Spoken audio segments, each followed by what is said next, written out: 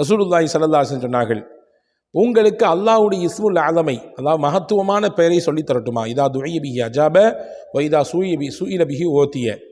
அந்த பெயரை கொண்டு துவா செய்தால் உங்களுடைய துவா கபூலாகும். அந்த பெயரை முன் வச்சு அல்லாஹ்ட்ட கேட்டிங்கன்னா அல்லாஹ் கண்டிப்பாக கொடுப்பான். எது தெரியுமா அது என்று சொல்லிவிட்டு ரசூலுல்லாஹ் சொன்னாங்க, இருளிலே ஹஸரத் சையதுனா யூனுஸ் அலைஹிஸ்ஸலாம் எந்த கலிமாக்களை ஓதினார்களோ அதுதான் இஸ்முல் ஆதம். என்ன கலிமா அது? அதனுடைய பலன்களில் முக்கியமானது எது என்பதை இந்த காணொளி முழுக்க நான் உங்களுக்கு சொல்லித்தரப்போகிறேன். இறுதி வரை அவசியம் நீங்கள் பாருங்கள், சிறந்த பலன் உங்களுக்கு கிடைக்கும் என்று நான் நம்புகிறேன். ரசூலுல்லாஹ் சொன்னாங்க, ஹஸரத் யூனுஸ் அலைஹிஸ்ஸலாம் மீன் வயிற்றுக்குள்ளே இருந்து ஓதிய அந்த கலிமா இருக்கிறதே அதுதான் இஸ்முல் ஆதம். என்ன கலிமா ஓதுனாங்க? அது நம்ம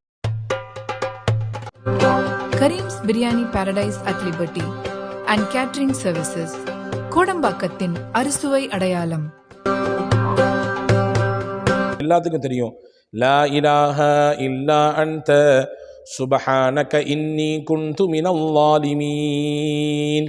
அல்லாஹ் சொல்லுகிறானே, வதன்னூனி இஸ் ذهب مغاضبا فظن أن لن نقدر عليه فنادى في الظلمات أن لا إله إلا أنت سبحانك إني كنت من الظالمين. இதுதான் அது. அவர் இருளிலிருந்து அல்லாஹ்வை அழைத்தார். இருள், மீன் வயிற்றுக்குள்ளே ஒரு இருள், கடல் அது ஒரு இருட்டு, ஆழ்கடல் இன்னொரு இருட்டு, இப்படி பல இருள்களிலே சிக்கியிருந்த யூனுஸ் அலைஹிஸ்ஸலாம் அல்லாஹ்வை இந்த கலிமாக்களை சொல்லி அழைத்தார். அல்லாஹ் சொன்னா, அவர் அழைத்ததினாலே, தொடர்ச்சியாக அந்த கலிமாக்களை சொல்லி அல்லாஹ்விடத்திலே துவா செய்ததினாலே அவருக்கு நாம் அந்த மீன் வயிற்றிலிருந்து விடுதலையை கொடுத்தோம். இப்போ இதுதான் இஸ்முல் ஆதம். இதை சொல்லி அல்லாஹ்வோட துவா செய்யும்போது நிச்சயமாக அல்லாஹ் தஆலா கபூல் செய்வான் என்று பெருமானார் ஸல்லல்லாஹு அலைஹி வஸல்லம் அவர்கள் சொன்னார்கள். இப்போ சஹாபாக்கள் ஒருத்தவங்க கேட்டாங்க, யா ரசூலல்லாஹ், ஹல் கானத்தில் யூனுஸ ஹாசத்தன் அம்லில் முஃமினீன ஆமத்தன்.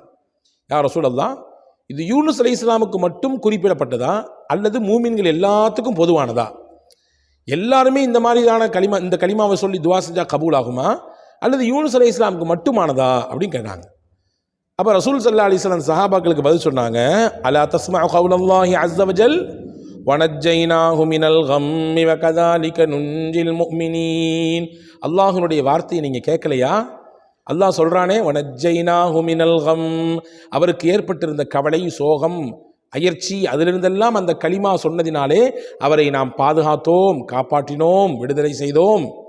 வகதாலிக நுன்ஜில் முஃமினீன், அவ்வாறுதான் மூமின்களையும் நாம் பாதுகாப்போம், மூமின்களுக்கும் நாம் விடுதலை கொடுப்போம், அவர்களுக்கும் அவர்களுடைய கவலையிலிருந்து, சிரமங்களிலிருந்து, அவர்களுடைய தேவைகளை எதுவோ அதை நாம் நிறைவேற்றி தருவோம் என்பதை அல்லாஹ் சொல்கிறானே, நீங்கள் பார்க்கலையா அப்படின்னு ஹஸரத் முஹம்மது ஸல்லல்லாஹு அலைஹி வஸல்லம் அவர்கள் அந்த கேள்வி கேட்ட சஹாபியிட சொன்னாங்க. அப்போ இந்த ஹதீஸ்லேருந்து என்ன புரியுது நமக்கு அப்படின்னா, லா இலாஹ இல்லா அன்த சுப்ஹானக இன்னி குன்து மினல் ஸாலிமீன் என்ற இந்த திக்ர் இருக்கிறதே, இந்த கலிமா இருக்கிறதே, இது இஸ்முல் ஆதம், மகத்துவமான பெயர். இந்த திக்ரை ஓதி நாம் அல்லாஹ்விடத்திலே துவா செய்யும் பொழுது நிச்சயமாக நம்முடைய துவாக்கள் கபூலாகும். மட்டுமல்ல, நம் தேவைகள் நிறைவேறும்.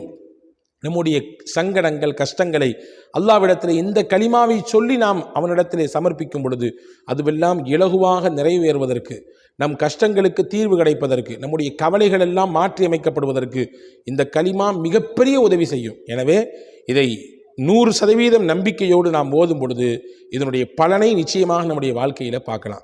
ஹதீஸினுடைய தொடரில் இன்னும் சில அறிவிப்புகள் வந்திருக்குது.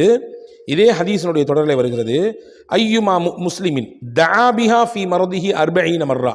ஒருத்தருக்கு நோயாளி ஆயிட்டார், ஏதோ ஒரு கஷ்டம், தொந்தரவு வச்சுங்களேன், ஏதோ ஒரு நோய் பீடிக்கப்பட்டுட்டார். அவர் என்ன செய்தார், அந்த நோயாளியாக இருக்கிற சமயத்தில், அந்த நோய் இருக்கிற நேரத்திலே ஒரு 40 முறை இந்த கலிமாக்களை ஓதினார். லா இலாஹ இல்லா அன்த சுப்ஹானக இன்னி குன்து மினல் ஸாலிமீன் 40 தடவை ஓதினார். 40 தடவை ஓதியதற்கு பின்னால் அந்த நோயிலேயே அவருக்கு மவுத் வந்துவிட்டது என்று வைத்துக் கொள்ளுங்கள், அதிலேயே அவர் மௌத்தாகிவிட்டார் என்று சொன்னால் அல்லாஹ் அவருக்கு எந்த அந்தஸ்தை கொடுப்பான் தெரியுமா? உஅ்திய அஜ்ரு ஷஹீத், ஷஹீதுடைய அந்தஸ்தை அல்லாஹ் தருகிறார்.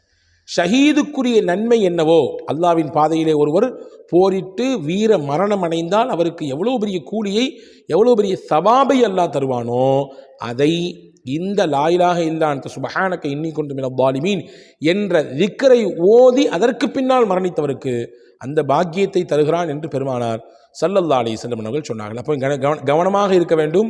எந்த நோயிலும் நாம் படுத்து விட்டால் நாம் மறந்துவிடக்கூடாது. இந்த கலிமாக்களை ஒரு 40 முறை ஓதிக்கொள்ள வேண்டும். நமக்கு தெரியாது எப்பொழுது நம்மை மரணம் வந்தடைய போகிறது என்று.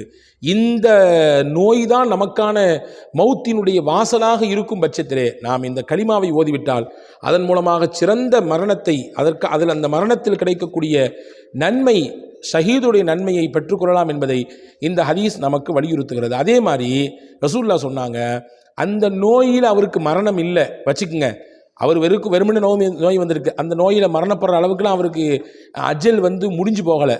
அப்போ அல்லாஹ் அவருக்கு அப்பவும் அவர் ஓதியிருந்தார், 40 தடவை ஓதியிருந்தார்னு சொன்னால் அதிலிருந்து அவர் விடை பெற்று அந்த நோயிலிருந்து தெளிவாகி வெளியே வந்துவிட்டார். வகத் குஃபிர லஹு ஜமீஉ ذுனூபி, அல்லாஹ் அவருடைய பாவத்தை எல்லாம் அழிச்சிடுறான். அல்லாஹு அக்பர். அப்போ 2 பக்கம் போனால் நன்மை.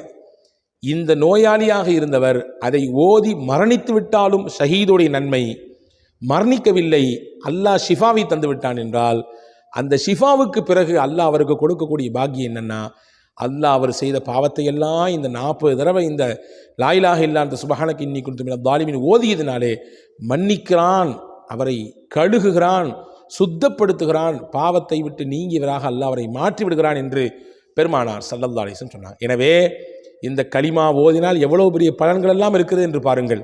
இந்த கலிமாவை ஓதி துவா செய்து அல்லாஹ் கபூல் செய்வான். இதுதான் இஸ்முல் ஆலம். இதை ஓதி நம்முடைய கவலையை சொன்னால் அல்லாஹ் அந்த கவலைக்கு தீர்வு தருவான். இதை ஓடி நம்முடைய சங்கடத்தை, பிரச்சனையை, நம்முடைய சிக்கலை சொன்னால் அல்லாஹ் அந்த சிக்கலை தீர்த்து கொடுப்பான்.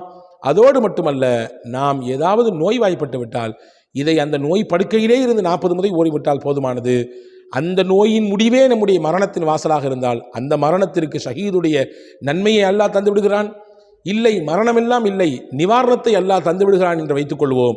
அந்த நிவாரணத்திற்கு பிறகு அவருடைய வாழ்க்கையிலே அவர் புது மனிதராக நுழைகிறார், பாவமில்லாத மனிதராக நுழைகிறார். எல்லா பாவத்தையும் அல்லாஹ் அந்த 40 தடவை இந்த கலிமா யூனுஸை ஓதியதினாலே மன்னித்து அவரை தூய்மைப்படுத்துகிறான் என்று பெருமானார் ஸல்லல்லாஹு அலைஹி வஸல்லம். எவ்வளவு பாக்கியமான ஒரு கலிமா இது. இதை அவசியம் மனனமிட்டு நம்முடைய வாழ்க்கையிலே ஓதி வருவோம். அல்லாஹ் தௌஃபீக் செய்வானாக. நான் டிஸ்கிரிப்ஷனில் தருகிறேன், பார்த்து ஓதி வாருங்கள். வல்லல்லாஹ் உங்களுக்கும் எனக்கும் எல்லா மக்களுக்கும் நிறைவான ஆரோக்கியத்தை, நீண்ட வாழ்வை, அமல் செய்து வாழக்கூடிய தௌஃபீக்கை நம் எல்லோருக்கும் நசீபாக்குவானாக. வஸ்ஸலாம். அஸ்ஸலாமு அலைக்கும்.